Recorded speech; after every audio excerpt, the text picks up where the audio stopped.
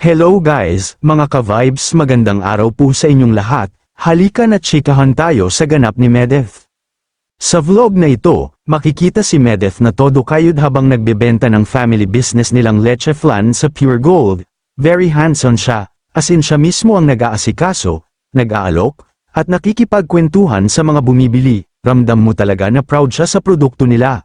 Kasi hindi lang basta benta, kundi parang support local, support family, ang peg.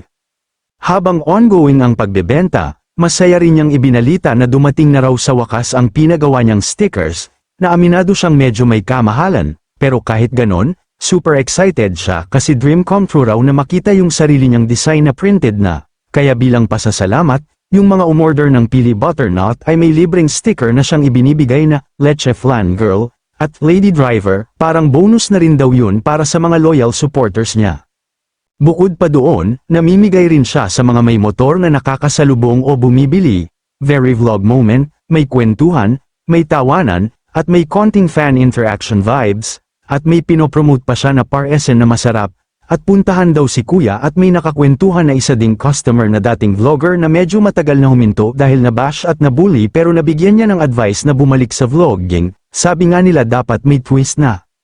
Siyempre, hindi mawawala ang kulitan sa comment section. May isang naligaw na comment na nagsabi ng 10 rounds daw kay Medeth, na imbes na mainis, sinakyan niya lang ng pabiro, tawa-tawa siya sabay sabi ng kulang daw yun, dapat 20 rounds, kitang-kita na chill lang siya at marunong makisabay sa trip ng netizens.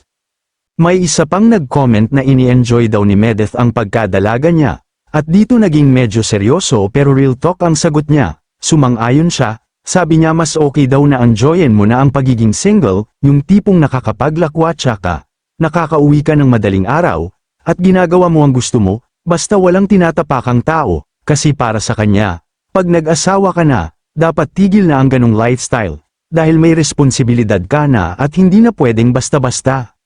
Marami ang sumang-ayon sa opinyon niya, at nilinaw rin niya na opinyon niya lang daw yun, hindi niya ipinipilit sa iba. Iba-iba raw talaga ang perspective ng mga tao pagdating sa buhay, relasyon, at timing ng kasal. Ang mahalaga raw ay alam mo kung ano ang tama para sa iyo at paninindigan mo yun.